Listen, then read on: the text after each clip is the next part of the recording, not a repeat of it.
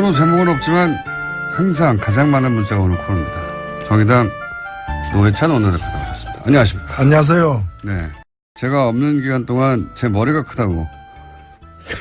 그렇게 얘기한 바는 없고. 아닙니까? 용모가 많이 개선됐다고. 용모가 많이 개선됐다. 근데 그 얘기를 스스로 얘기하는 건 자격지심이라고 얘기하죠. 제 용모는 20대는 정말 출중했습니다. 개선된 게 아닙니다, 이게. 그건 제3자가 이렇게 볼 때는, 객관적으로 볼 때는 많이 좋아졌어요. 인간의 가능성을 이렇게 확인해가는 과정이었죠. 제가 대표님을 안지 오래돼가지고, 예. 변천사를 아시는 분의 말이라서 신빙성이 있다고 생각하실지 모르겠는데, 아닙니다. 제가 훨씬 나았습니다. 대표님이야말로, 뭐랄까요. 불변의 법칙이라고 할까요? 20년 동안. 이제 일관성이라고 얘기하죠. 일관성. 용모 일관성. 자, 국정이 아니죠. 시정연설이 있었는데 어떻게 보셨습니까? 예, 추경 예산과 관련해가지고 대개 이제 시정연설은 그 다음에 본 예산을 그렇죠. 예. 이제 9월이나 10월에 이제 상정하면서 대통령이 연설을 하는 게 관례인데 추경 예산 가지고 대통령이 직접 온 경우는 이번이 처음인 걸로 맞습니다. 알고 있습니다. 그리고 대통령께서 취임식을 국회에서 한 이후로다가 한 달 사이에 2번 온 셈이죠. 제스처, 그러니까 물론 협치라는 시대적인 키워드 때문에도 그렇겠지만 실제 대통령이 국회를 매우 존중하겠으니 좀 도와달라 이런 제스처 커요 아주 지금. 네, 그런 게 크고 그러니까 과거의 그런 관례들 권위를 앞세운 그 관례들이 완전히 지금 해체되고 있기 때문에 저는 국회의원들이 떨고 있다고 봐요. 저 사람이 또 오지 않을까 뭐 이런 거. 또 오지 않을까. 저분이 또 오지 않을까. 자꾸 와가지고 우리 입지를 줄이지 않을까. 예, 그렇죠. 어제도 뭐 끝나고 나가면서 보통 보면은 도도하게 곁눈질 하지 않고 앞만 보면서 양쪽에 자기 쪽 당, 여당 의원들 악수만 하고 가는데 앞에서부터 이제 야당 의원들하고 악수도 하고 뒤에 가서는 또 그날 이렇게 오지 않았던 차담에 불참했던 자유한국당 대표까지 찾아가서 악수하고 이렇게 굉장히 공세적 스킨십이죠. 곤란합니다. 이럴 경우에 야당 입장에서는. 그렇죠. 예, 대립각을 세우고 우리를 무시했다고 하고 화를 내야 되는데 자꾸 대통령이 와서 악수하자 그러고 인사를 하고 가니까. 거의 뭐 F킬러를 발견한 모기들 같은 그런 상황이죠. F킬러를 발견한 모기. 그게 이제 어제 이제 인터넷에서 야당 의원들이 앉아 있었다고. 네. 성토하는 글들도 있던데 사실은 과거 민주당이 야당 시절에도 입장할 때는 서 있었지만 퇴장할 때는 앉아 있었거든요. 예. 저희들도 어떤 의원이 묻더라고 저한테 어떻게 해야 되느냐 그래서 아니 우리가 작년에 박근혜 대통령 들어올 때도 우리 일어서지 않았나 물론 그렇죠. 박수는 안 쳤지만은 그래서 일어서는 것 자체는 찾아온 손님에 대한 예의다. 당연히 일어서야죠. 일어서야 되는데 그걸 또 다리 근력이 부족해서 그런지 이제 일어서지 못하고 이렇게 아니 민주당도 입장할 때는 일어섰었고요. 과거에 이명박 박근혜 대통령 시정연설 할 때 퇴장할 때는 앉아 있었어요. 그러니까 그렇게 똑같이 한 거예요. 똑같이 차이가 있다면 제 저는 기억으로. 일어섰어요. 그때도 일어섰어요. 퇴장할 때도 일어섰어요. 퇴장할 때도 일어섰죠. 그렇군요. 예. 그리고 나서 차이가 있다면은 이제 말씀하셨듯이 대통령은 그냥 가운데 여당이 앉아 있으니까 그 사이로 빠져나가는데 어제는 이제 여기저기 막 다 휘저었죠. 휘저고 달면서 야당 대표도 어딘지 막 찾아가지고 막 악수하러 가고 원래 이제 우리를 무시했다고 해야 되는데 막 와서 악수하니까 곤란하죠 이거. 그런데 대통령이 와서 악수하자 그러는데 악수 안 할 수 없잖아요. 잘하신 겁니다. 아주 잘했어요. 곤란하게 만들었고 PPT는 어떻게 보셨어요? 그 부분도 이제 PPT가 더 설득력이 있다기보다는 굉장히 노력을 하고 있다. 그렇죠. 그러니까 추경 예산을 직접 와서 연설한 것부터 시작해서 이걸 통과시켜 달라라는 그런 게 마음으로 몸으로 다 보여주는 그런 상황이었다고 봅니다. 국민들한테 보여주는 노력이기도 하고요. 보라고 우리 이렇게 노력하고 있는데 제발 국회에서 통과시켜 주기를 바라는데 국회가 이렇게 되면 공이 국회로 가는 거거든요. 그렇죠. 예. 근데 이제 자유한국당 입장에서는 아예 여기에 참여하지 않겠다. 추경 예산 심의하는데 이렇게 나왔지 않습니까? 그건 제가 볼 땐 좀 계산부터가 잘못된 게 아닌가 싶어요. 왜냐하면은 인사 문제는 OX거든요. 중간이 없거든요. 근데 이제 이 추경 예산 같은 경우는 어떻게 하든 통과는 되게 돼 있어요. 그리고 무엇보다도 반대할 명분이 없고요.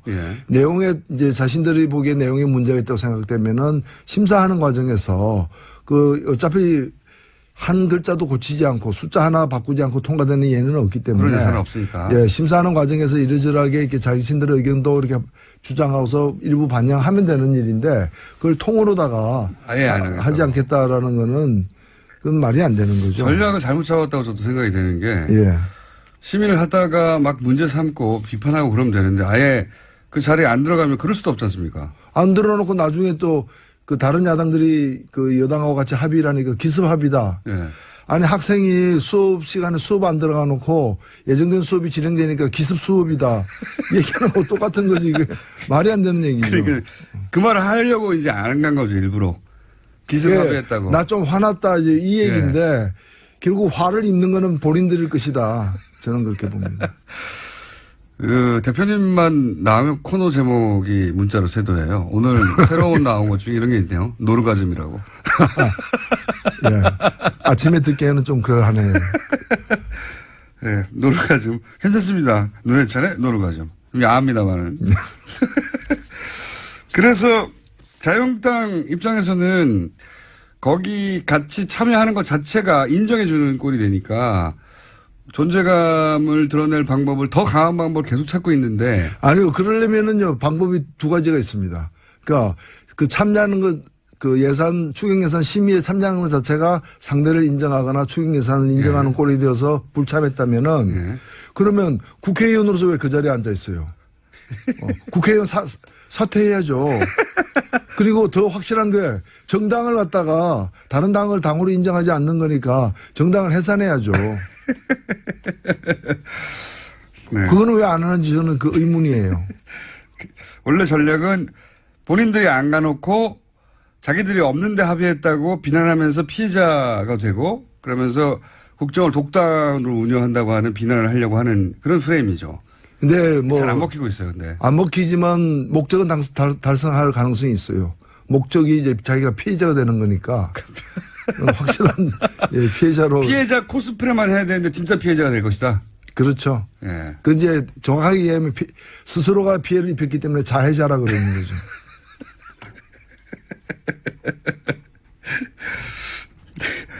새로운 어딩이 참 많이 나와요. 이 코너를 하게 되면. 미리 생각하고 나오시는 겁니까? 아니요. 이거 지금 제가 얘기하는 거는 뭐 정치에 대한 얘기가 이건 국어에 대한 얘기죠. 국어에 대한 얘기. 우리말 올바로 쓰기 뭐 이런 거죠. 우리말 올바로 쓰기.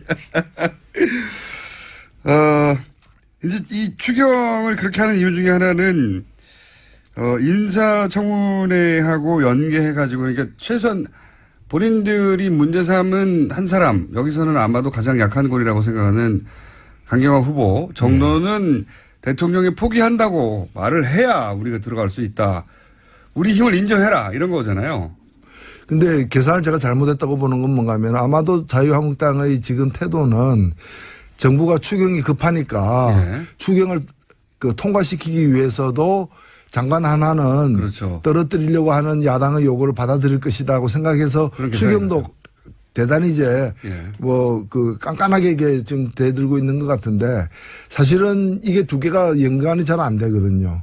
그리고 어떠한 이유로라도 추경을 갖다가 지금 사실 돈이 세금 수입이 많아져 가지고 한 10조 정도가 더 거쳤어요. 세금을 더 걷었다는 게 아니라 거쳐진 세금을 여기다 쓰겠다는 거잖아요. 그렇죠. 그러니까 예산에 반영 안 된 어디다 쓸 것인지 항목이 정해지지 않은 가외돈이 한 10조 정도 된다 그래요. 그 돈을 좋은 데 쓰겠다는 건데 그걸 반대하는 거는 어떤 국민들도 용납하기 힘들거든요.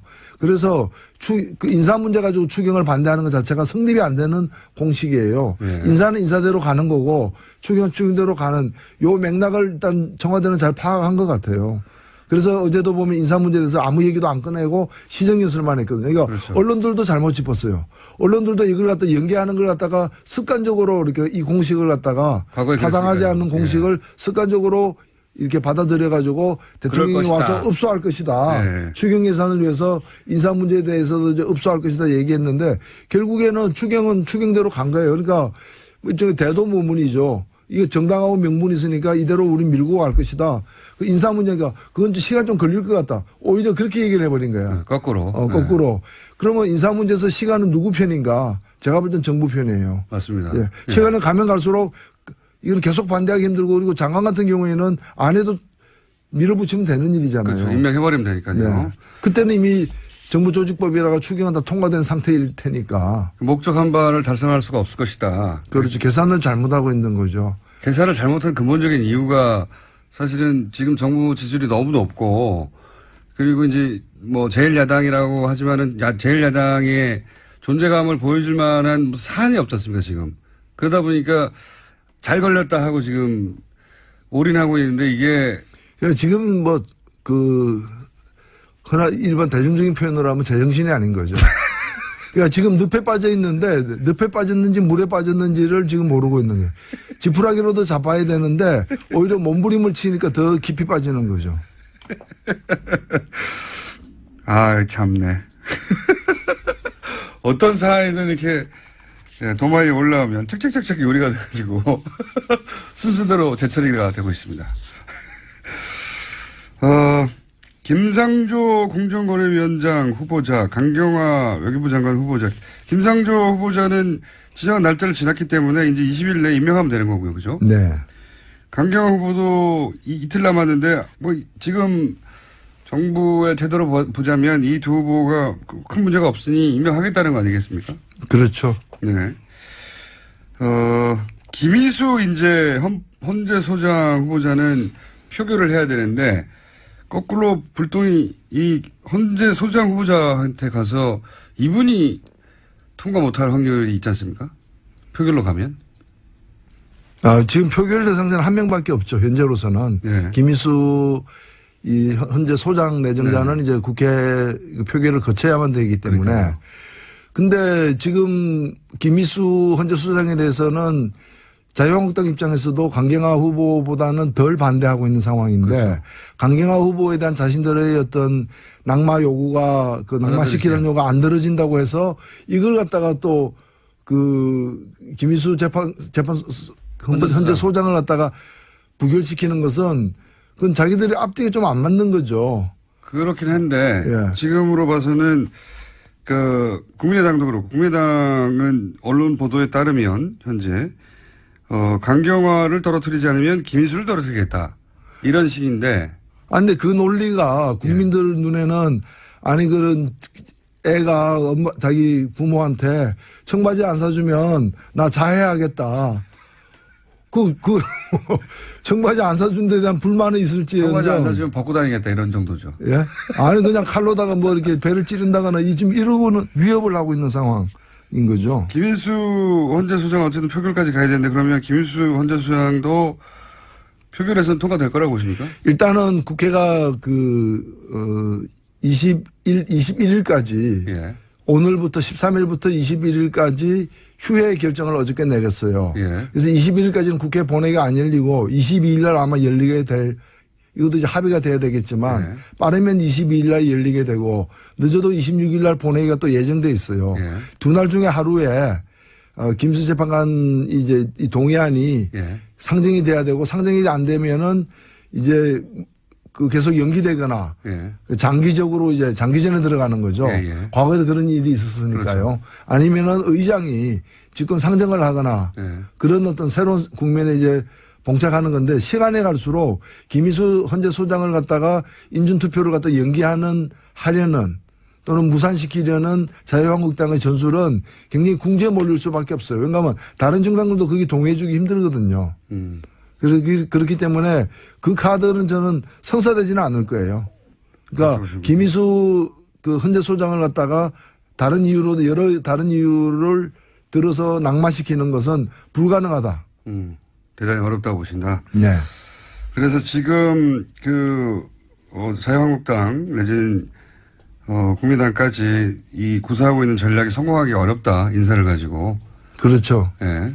그렇게 보시는 거고. 실제로 강경화 후보, 물론 여론. 그리고 이제 그 자유한국당이 그쯤 가면은 6월 말 7월 초 되면은 이제 홍준표 대 X의 그 싸움. 예. 그 이제 그게 당대표 선출 국면으로 들어가기 때문에 바깥에 이런 일에 지금도 그렇지만 더 정상적으로 대응하기 힘든 거죠. 그러니까 거의 뭐 자포자기 길로 가고 있지 않나 이렇게 보여집니다. 자포자기 길로 가고 있지 않나. 절차적으로 보자면 강경화 후보나 김상조 후보 같은 경우에는 채택이 안 되면 이제 대통령이 채택이 되려고 날을 하나 지정해서 다시 지정하잖아요. 그죠? 네. 그리고 나서 그것까지 안 되면 20일 이내에 할 수 있는 거죠. 임명을 그냥. 네. 예. 근데 그런 절차를 따져보면 6월 말에 한미 정상회담까지는 외교부 장관이 아니라 후보 자격으로 가야 되는 겁니까? 어떻게 되는 겁니까? 이럴 경우에? 예, 그때까지는 이제 윤명세 장관이 예.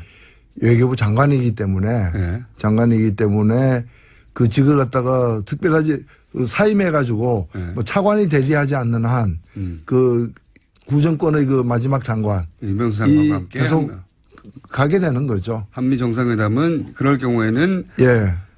그리고 뭐 아니라, 이왕이면은 새 정권의 그 첫 미국 순방이기 때문에 새 외교 수장이 함께 가는 게 훨씬 바람직하지만 그렇죠. 뭐 그것 때문에 일부러 사람을 바꾸거나 할 문제는 아니고 그것도 불가능하죠. 이제 뭐 다른 사람으로 할 이유도 없지만 다른 사람 하더라도 그 날짜를 못 맞추는 것이기 때문에 못 맞추기 때문에 그거는 그대로 이제 그 좀 진행을 해야 되지 않나 싶습니다. 그러니까 강경화 후보자가 지금으로서는 첫 번째 한미 정상회담에 외교부 장관으로 동석하기는 어렵게 됐다. 절차. 아니요. 그건 더 봐야 돼. 아직은 날짜가 있으니까요. 네. 하지만 여기서 야당이라 하면 자유한국당이나 국민의당, 정의당은 이제 강경화 후보에 대해서는 인준해야 된다는 입장으로 알고 있는데 나머지 두 당이 극적인 어떤 합의를 해줄 가능성이 있을까요? 근데 어차피 지금으로서는 이 장관 국무위원은 국회 동의가 이제 그 필수 요건은 아니지 않습니까? 그렇죠. 그렇지만 이제 시간이 있지 않습니까? 시간. 예를 들어서 채택이 불발되고 그리고 나서 다시 날을 지정하고 그리고 20일이 지나고 뭐 이런 물리적 시간이 필요하지 않습니까? 재청구를 할 수도 있고 안 할 수도 있기 때문에 반드시 해야 되는 건 아니기 때문에. 그럼 재청구 없이 바로 임명할 수도 있습니다. 그건 뭐 있죠. 그거는 의지에 따라 다른 것인데 뭐 그렇게 무리할 것으로 보이진 않지만. 네. 않지만은 또 그래서 이 부분은 좀 유동적이라고 저는 보여집니다. 보여지는 거. 그리고 지금 왜 그 일부 야당들이 전술을 잘못 짜고 있냐면은 지금 미뤄졌던 국무위원들의 속속 이렇게 1진, 2진, 3진 이래가지고 계속해서 발표가 되고 있지 않습니까? 네네. 이게 많이 발표되면은 앞에 3명만 했기 때문에 네. 이게 그 중에 문제가 됐던 거거든요. 근데 제 3명 중에서 제가 볼 때 김상조 후보 같은 경우는 역대 다른 정권 하에서의 후보까지 다 포함해서 보면은 네. 역대 국무위원급 후보, 인사청문회 후보 치고는 A급에 속해요. 특 A급이죠. 뭐 그냥 A급 예. 뭐 결점이 없는 건 아니니까. 근데 이 정도면 A급이고 이 두 분 같은 경우에도 B 내지 B 플러스급이에요. 예, 예. 근데 이제 3명이다 보니까 제일 그 순서로 보면 제일 못한 게 B 플러스니까 이거 B 플러스 끌어내리자라는 건데 앞으로 좀 더 가게 되면은 이게 이제 범위가 넓어지면은 이 문제가 이게 희석될 수도 있다고 저는 보여집니다. 그래서 첫 번째 외교회담에서 새로운 외교부 장관과 갈 가능성도 있긴 있다. 그러니까 지금 자유한국당 등이 저 입장을 철회하지 않으면은 결국에 그 한일 간의 그 위안부 합의 잘 됐다고 생각하는 그 옛 장관을 예. 새 정권 새 대통령이 미국 대통령을 만나러 가는데 동행하게 만드는 꼴이 된다는 거죠. 그렇죠. 예. 참 잘하고 있는 거죠. 참 잘하고 있다 이거죠. 예. 실제 그 대표님의 분석이 맞는 것이 강경화 후보자와 관련해서 처음으로 언론에서 이제 의혹 보도들이 있었을 땐 여론조사 기간마다 조사 기법이 조금씩 다르긴 하겠지만 부정적인 기류가 좀 더 높았다가 후보 임명 후보에 대해서 최근 발표된 두 건은 점점 시간이 지날수록 임명해야 된다는 여론이 더 높아지고 있어요. 예. 그렇죠. 예. 여론이 야당이 생각하는 대로 흐르지 않고 반대로 흐르고 있습니다. 이 전략이 잘못됐다는 거죠. 잘못됐고 그러니까 지금 이게 국회가 민의의 전당이라고 하는데 그렇잖아요. 국회는 민의의 전당이라고 그러죠. 어떤 국회의원도 국회의원의 전당이라고 얘기 안 해요. 그 민의의 전당에서는 민의가 이겨야죠. 민의가 반영돼야 되는 거고 당들끼리 의견이 다르면은 민의를 쫓아가면 되는 거라고 저는 생각합니다. 이제 추가로 발표된 국무위원들 보면 그 중에서 이분은 논란이 좀 되겠다 이런 후보가 있습니까? 글쎄요, 아마 논란이 된다기보다는 좀 새로운 우리가 상황을 목격하는 일이 아마 있지 않을까. 어떤 법무부 장관으로 내정된 안경환 후보 같은 경우에는 일단은 음주운전으로 걸린 사실이 없거든요. 근데 본인이 이제 음주운전 한 일이 있다라고 이렇게 공개적으로 밝힌 바가 있거든요. 걸린 적은 없는데. 근데 아마 본인의 성격상 법적으로 문제가 안 됨에도 불구하고 그런 일이 있고 반성하고 있다 이런 얘기를 또 먼저 하고 그래서 자리를 숙연하게 만들지 않을까. 지적받지 않았는데 자백하는. 그러면 이제 정무위원 중에도 사실은 나도 안 걸렸지만은 그런 일이 있다라고 얘기해야 되는데 그런 얘기 안 할 거 아니에요. 안 하겠죠. 대조적으로 이제 보여지겠죠. 실제 음주운전을 걸렸던 적이 있는 노동부 장관 후보. 그 경우에는 어떻게 진행이 될까요? 글쎄요, 지금 이제는 그거 하나가 이제 미리 나온 부분인데 다른 사안들이 어떻게 검열이 될지는 더 좀 두고 봐야 되기 때문에 그런 걸 좀 종합적으로 봐야 될 것 같아요. 다른 후보 중에 눈에 띄는 분 없습니까, 혹시? 이 후보는 아주 좋다거나 아니면 이 후보는 이제 청문회에서 공격을 받겠다거나 보시기에. 오랜 구력으로 가능하게. 아마도 이제 일부 야당들이 표적으로 삼는 직책들이 있어요. 예를 들면은 이제 노동부 장관이라거나. 그렇죠. 또는 법무부 장관이라거나 공정거래위원장이 그랬듯이 그런데 이제 노동부 장관은 어떤 정치 성향상으로는 양쪽을 다 망라하는 그런 부분이에요. 좀 중도적이라고나 할까. 그래서 노선상에서는 큰 문제는 안 될 거고 아마 다른 분이었으면 노선이 집중적으로 문제가 됐을 거예요. 노조 출신이었다든가. 그다음에 이제 법무부 장관은 이제 지금 검찰 개혁 중이기 때문에 그와 관련해 가지고 이제 시퍼런 칼을 들고 누가 또 오지 않나 이렇게 곤두섰기 때문에. 법무부 장관이 나를 치지 않을까 싶어. 그래서 지금 이제 안경환 후보자 같은 경우는 굉장히 이제 온화한 성품으로 저는 기억하고 있는데 그럼에도 불구하고 이제 비고시 출신이죠. 마치 강경화 후보가 외무고시 출신이듯이 이런 데 대한 어떤 좀 이제 기득권층의 어떤 본능적 거부감. 기득권 수호의 청에 이제 이런 부분들이 좀 발현될 가능성도 있지 않나 싶습니다. 근데 이제 이 국회의원 출신들의 인사청문회는 청문회 때 시비를 걸더라도 결국은 다 통과되잖아요. 이때까지. 불패의 법칙이라고 하는데 모든 법칙은 깨지를 전까지의 법칙이니까 두고는 봐야죠. 그런데 지금 지명된 분들 자체가 워낙에 평소에 원만한 것으로 이렇게 좀 정평이 있던 분들이기 때문에 무리가 빚어질 가능성은 적다고 봅니다. 도종환 후보에 대해서 논란인 건 어떻게 보십니까? 유사 역사라느니. 그 부분은 아마 후보가 아무래도 그걸 다루고 있는 부서의 어떤 수장으로 지금 내정됐기 때문에 그 부분에 관해서는 좀 명확하게 본인의 입장을 좀 밝힐 필요가 있다고 봅니다. 자, 마지막 질문이에요. 정의당도 차기 당대표. 모든 정당이 그렇습니다만 이제 곧 바른정당도 들어가고. 정의당이 차기 당대표 선거 들어가는데 나가십니까, 혹시? 저는 제가 본 대표 맡은 게 그거 안 나간다는 선언이었던 거죠. 그렇습니까? 이제 정의당도 좀 새로운 인재들을 적극적으로 키워내는 저희들의 어떤 그런 의지는 과거도 쭉 있었습니다만. 심상정, 노회찬 이외의 인물이 이제 등장하는 거잖아요, 드디어. 사실 저희들 인물 많습니다. 많은데 제가 부탁드리고 싶은 게 당에서 저 같은 사람이 그런 인물들을 키워내는 것도 중요하지만 더 중요한 건 뭔가 하면은 유권자들이 총선에서 선택을 해줘야 돼요. 사실 그런 게 없이 그냥 당에서는 키우려고 그러는데 선거 나가서는 떨어지면은 이게 크다 마는 게 되는 거거든요. 지금까지는 그래서 솔직히 정의당에서 심상정 노회찬 외에 지역구 나가서 당선될 만한 인물이 그렇게 많지 않았습니다. 당선될 만했는데 안 된 거죠. 뭐. 그래서 좀 키워주십사 말씀드리고 또 네. 저희가 지금 여론조사상으로는 저희 앞에 당이 야당 중에는 하나밖에 없어요. 자유한국당. 그래서 근데 자유한국당과 같은 시기에 저희가 당대표 선거를 하거든요. 인물들이 지금 그러면 의원들 중에 나오나요? 아니면 의원도 있고 전직 의원도 있고 또 의원 아닌 사람도 나올 수 있고. 누구 나오는지는 모르겠어요. 그거는 개봉박두입니다. 제가 다음 주면은 말씀드리겠습니다. 다음 주에. 예. 재밌을 것 같습니다. 네. 어쨌든 여기에 이제 두 분, 상징하는 두 분은 안 나오시는 거죠? 야당 중에 야만적이지 않은 야당. 그 야만적인 당이 야당으로도 불리우는데 이제 유일하게 야만적이지 않은 당이 되고자 노력하고 있는 정의당입니다. 그럼 저희 코너인 코너 한번 해볼까요? 대표님이 저랑 같이 진행을 하면서 예.